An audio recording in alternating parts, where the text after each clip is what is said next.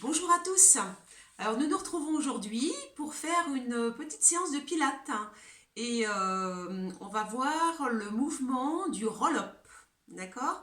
Alors évidemment, c'est vrai que ça s'adresse un petit peu aux gens qui ont l'habitude de faire du pilates, avec moi ou avec d'autres. On va quand même reprendre, je vais quand même réexpliquer les cinq référentiels à avoir, à maintenir quel que soit le mouvement. Donc là, je reste à genoux, je pense, pour que vous puissiez me voir.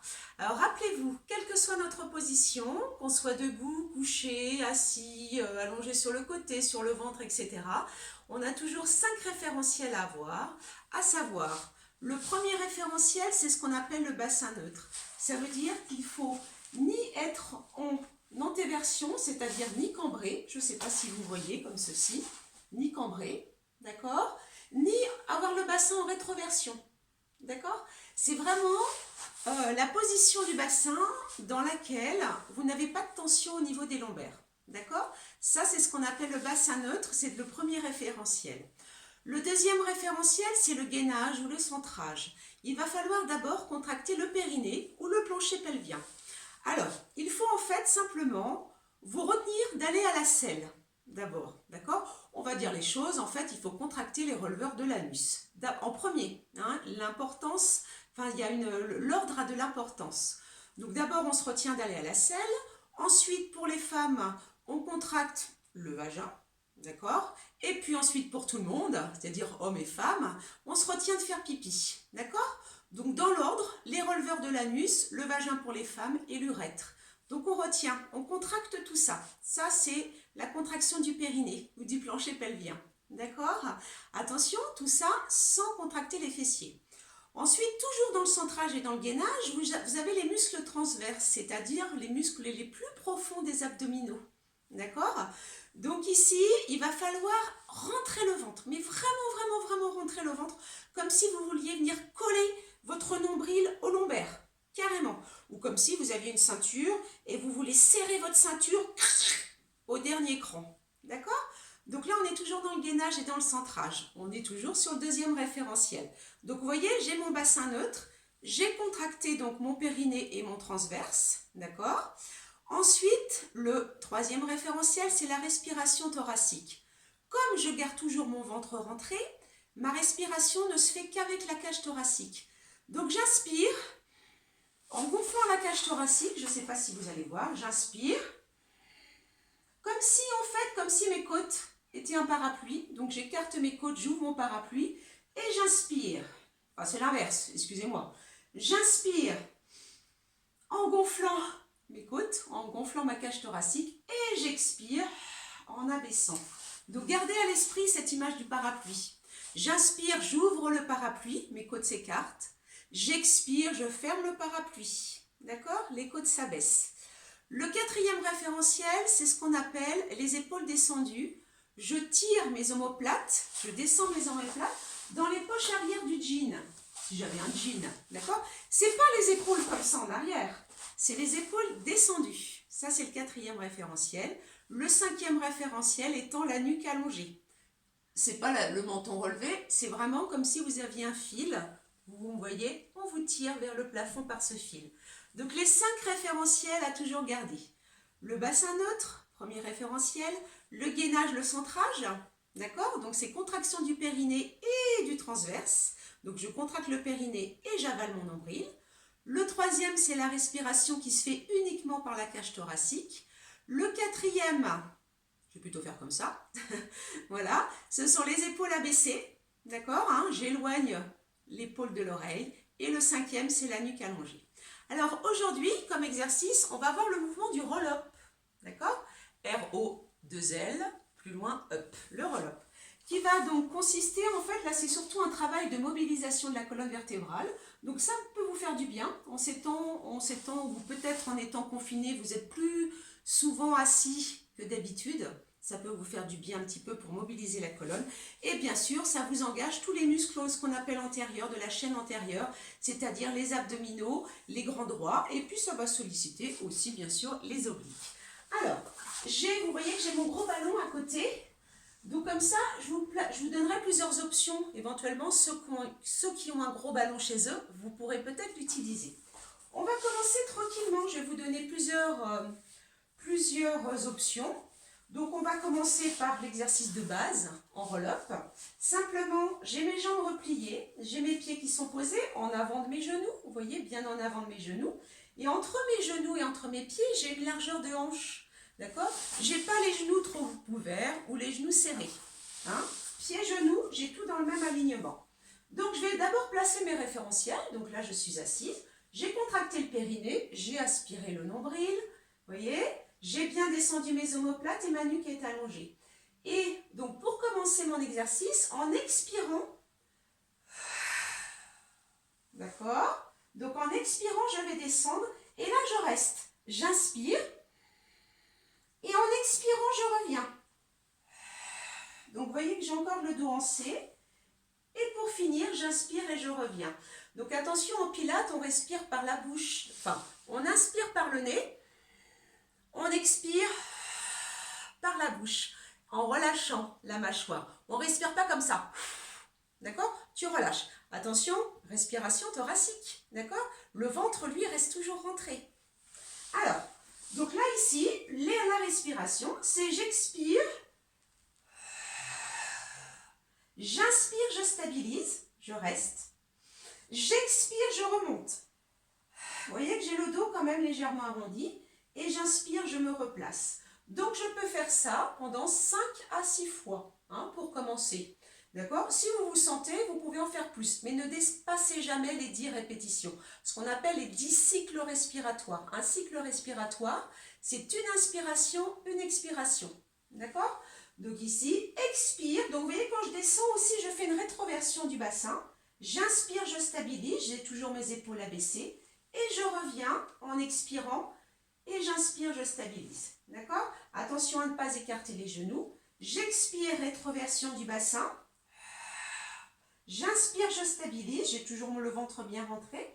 J'expire, je reviens. Et j'inspire, je stabilise. Ça, c'est une première option. Je peux faire l'option où j'ai les jambes tendues. Tiens, pour changer, je vais me mettre un petit peu dans l'autre sens. Même chose. Je ne sais pas dans quel sens vous voyez mieux. Donc ici, parce que je me suis mise en noir aujourd'hui, j'espère que quand même vous voyez les mouvements de la colonne vertébrale. Donc ici, j'ai mes épaules basses, ma nuque allongée, j'ai toujours mes référentiels, je contracte le périnée, je contracte, d'accord? Je me retiens d'aller à la selle, je me retiens de faire pipi, j'ai mon nombril aspiré. Même chose, mes jambes sont bien tendues, je mets de la force dans mes cuisses, j'ai les jambes bien contractées. J'expire, je descends. Vous voyez qu'en fait, je vais déposer ma colonne vertébrale, vertèbre par vertèbre. J'inspire, j'amène mes bras, ce qu'on appelle le long des joues. Ce n'est pas la peine d'aller poser les bras au sol. Ici, j'inspire et j'expire, je reviens, vertèbre par vertèbre, sans à-coups. J'expire, j'ai encore le dos en C. J'inspire, je me redresse. Alors, les gens qui sont habitués à faire du pilates, vous le savez, par expérience, en début d'année, au mois de septembre, on n'arrive pas. Au début, pour se relever, enfin, certaines personnes, on est obligé de donner des à-coups, on lève les jambes, etc. Cet exercice, le roll-up, est intéressant parce qu'il permet, et on progresse rapidement avec cet exercice. Donc, on voit tout de suite la progression. C'est-à-dire que dès la fin du premier trimestre, quasiment tout le monde arrive à contrôler la descente. C'est-à-dire que je ne vais pas me relâcher. Ici, je vais simplement déposer, et parce que je suis gainée, je dépose ma colonne vertébrale, vertèbre après vertèbre. J'inspire et j'expire sans à-coups. Vous voyez, je ne donne pas un grand coup avec le dos. Ici, j'ai encore le dos en C et j'inspire. Encore.